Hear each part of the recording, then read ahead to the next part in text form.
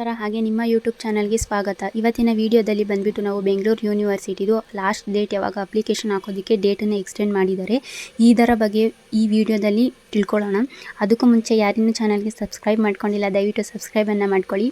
ಈಗ ನೋಡೋದಾದರೆ ಅವರು ಲಾಸ್ಟ್ ಡೇಟು ಏನು 9ನೇ ತಾರೀಕಿಗೆ ಕೊಟ್ಟಿದ್ರು, ಅದನ್ನು ಇವಾಗ ಮತ್ತೆ ಅವರು 3ನೇ ಸಲ ಡೇಟನ್ನು ಎಕ್ಸ್ಟೆಂಡನ್ನು ಮಾಡಿದ್ದಾರೆ.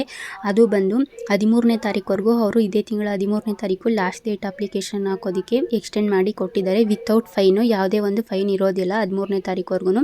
13ನೇ ನೆಕ್ಸ್ಟ್ 16th ಏನಾದರೂ ಆಫ್ಟರ್ 13th ಮೇಲೆ ಅಪ್ಲಿಕೇಶನ್ ಹಾಕೋರಿಗೆ 16th ಬಂದುಬಿಟ್ಟು ವಿತ್ 200 ಫೈನನ್ನು ಅವರು ಹಾಕಿದ್ದಾರೆ. ಅಪ್ಲಿಕೇಶನ್ ಇದು ಹಾಕೋದಕ್ಕೆ 200 ಫೈನ್ ಇರುತ್ತೆ. ಹಾಗೆ ಬಂದುಬಿಟ್ಟು ಮೆರಿಟ್ ಲಿಸ್ಟನ್ನು ಅವರು ಯಾವಾಗ ಬಿಡ್ತಾರೆ ಅಂತ ನೋಡೋದಾದರೆ, ಫಸ್ಟ್ ಮೆರಿಟ್ ಲಿಸ್ಟನ್ನ 21ನೇ ತಾರೀಕು ಬಿಡ್ತಾರೆ ಆ್ಯಂಡ್ ಸೆಕೆಂಡ್ ಮೆರಿಟ್ ಲಿಸ್ಟನ್ನು 23ನೇ ತಾರೀಕು ಬಿಡ್ತಾರೆ. ಹಾಗೆ ಫೈನಲ್ ಒಂದು ಮೆರಿಟ್ ಲಿಸ್ಟನ್ನು ಬಂದುಬಿಟ್ಟು ಅವರು 24ನೇ ತಾರೀಕು ಬಿಡ್ತಾರೆ. ಕೌನ್ಸಿಲಿಂಗ್ ಬಂದು 25 ಮತ್ತು 26ನೇ ತಾರೀಕು ಕೌನ್ಸಿಲಿಂಗ್ ನಡೆಯುತ್ತೆ. ಆ್ಯಂಡ್ ಹಾರ್ಡ್ ಕಾಪಿನ ಸಬ್ಮಿಟ್ ಮಾಡೋದು ಬಂದುಬಿಟ್ಟು ನೀವು ಅಪ್ಲಿಕೇಶನ್ ಹಾಕಿದ್ಮೇಲೆ ಫೈನಲ್ ಮೆರಿಟ್ ಲಿಸ್ಟ್ ಬಿಡೋಕ್ಕೂ ಮುಂಚೆ ಸಬ್ಮಿಟ್ ಮಾಡ್ಬೋದು. ಫಸ್ಟ್ ಮೆರಿಟ್ ಲಿಸ್ಟ್ ಬಿಟ್ಟಾದಮೇಲೂ ಕೂಡ ನೀವು ಸಬ್ಮಿಟನ್ನು ಮಾಡಬಹುದು, ಆದರೆ ಫೈನಲ್ ಮೆರಿಟ್ ಲಿಸ್ಟ್ಗಿಂತ ಮುಂಚೆನೇ ಸಬ್ಮಿಟ್ ಮಾಡಬೇಕು. ಅದು ಬಂದುಬಿಟ್ಟು ನೀವೇ ಹೋಗಿ ಡಿಪಾರ್ಟ್ಮೆಂಟ್ ಹತ್ರ ಸಬ್ಮಿಟನ್ನು ಮಾಡಿ, ಯಾರು ಬೇರೆಯವ್ರನ್ನ ಕಳಿಸೋದಾಗಲಿ ಅಥವಾ ಕೊರಿಯರ್ ಮಾಡೋದಾಗಲಿ ಈ ರೀತಿ ಮಾಡ್ಕೋಬೇಡಿ. ಬಿಕಾಸ್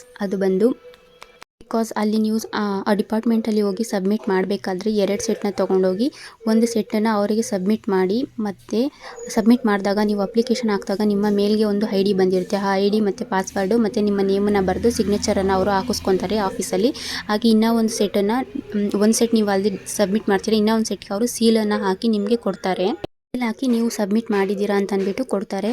ಆ್ಯಂಡ್ ನೆಕ್ಸ್ಟ್ ನೋಡೋದಾದರೆ MBA ಮತ್ತು MCA ಅವ್ರಿಗೆ ಯಾವಾಗ ಅಪ್ಲಿಕೇಶನ್ ಬಿಡ್ತಾರೆ ಅಂತ ನೋಡೋದಾದರೆ, MA MSc MCom ಅವ್ರದ್ದು ಅಡ್ಮಿಷನ್ ಪ್ರೋಸೆಸ್ ಕಂಪ್ಲೀಟ್ ಆದಮೇಲೆ MBA ಮತ್ತು MCA ಅವ್ರಿಗೆ ಅಪ್ಲಿಕೇಶನನ್ನು ಬಿಡ್ತಾರೆ. ಆಗ ನೀವು ಅಪ್ಲೈಯನ್ನು ಮಾಡ್ಕೋಬೋದು. ಮುಂದಿನ ವೀಡಿಯೋದಲ್ಲಿ ಕೌನ್ಸಿಲಿಂಗು ಮತ್ತು ಫೀಸ್ ಸ್ಟ್ರಕ್ಚರ್ ಬಗ್ಗೆ ತಿಳಿಸ್ಕೊಡ್ತೀನಿ.